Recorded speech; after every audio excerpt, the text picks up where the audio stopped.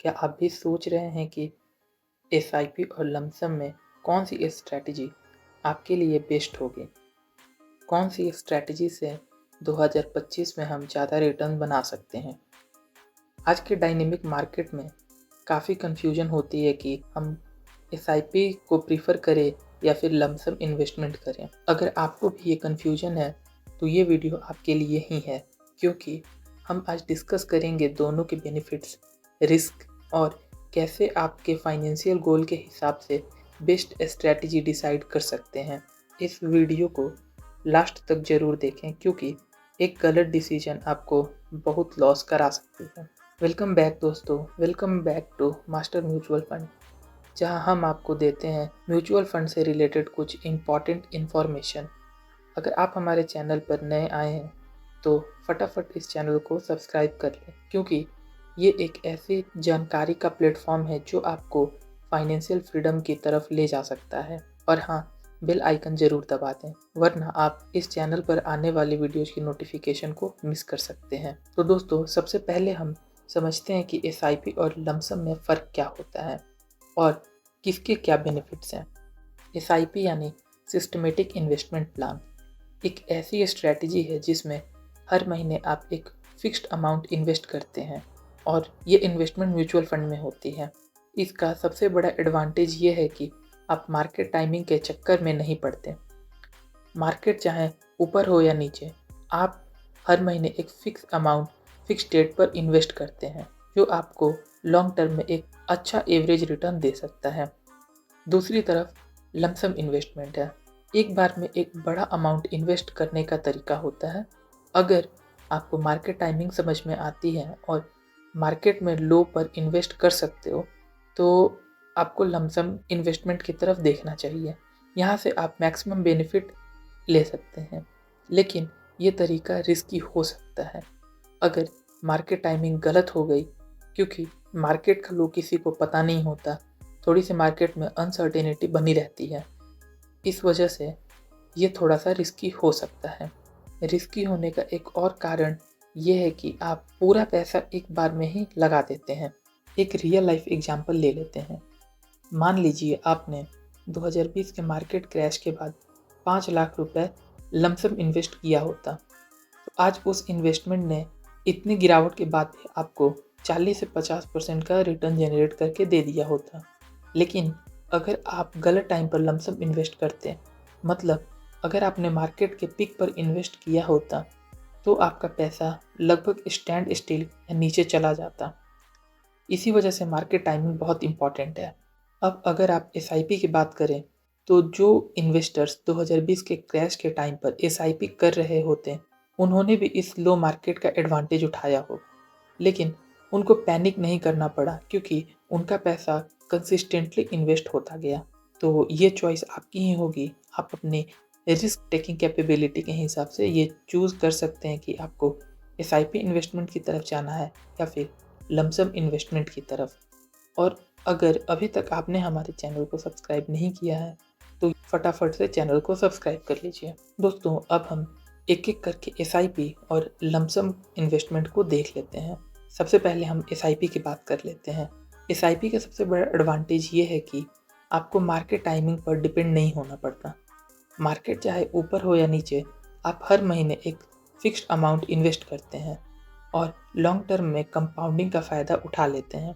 इसका एक और एडवांटेज है कि रूपी कॉस्ट एवरेजिंग, यानी जब मार्केट नीचे होता है तब आप ज़्यादा यूनिट्स परचेज कर पाते हैं, और जब मार्केट ऊपर जाता है तो हमें कम यूनिट्स मिल पाती हैं।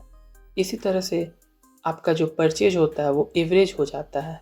अगर आप डिसिप्लिन्ड इन्वेस्टर हैं और हर महीने थोड़ा थोड़ा इन्वेस्ट करते हैं, तो एसआईपी आपके लिए एक अच्छी स्ट्रैटेजी हो सकती है, स्पेशली अगर आप काफ़ी लंबे टाइम तक इन्वेस्ट करना चाहते हो। हमने अपने प्रीवियस वीडियो में म्यूचुअल फंड से करोड़पति बनने का एक बिगेस्ट सीक्रेट भी बताया है। मैंने एक बात भी बताया था कि कंसिस्टेंसी इज़ द की। अगर आप डिसिप्लिन तरीके से एसआईपी करते हैं तो आपका पैसा काफ़ी जल्दी एक्सपोनेंशियल ग्रोथ दे सकता है।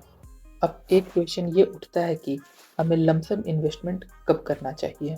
लमसम इन्वेस्टमेंट का सबसे बड़ा एडवांटेज तब होता है जब मार्केट लो पर होता है और आपको पता है कि रिकवरी आने वाली है।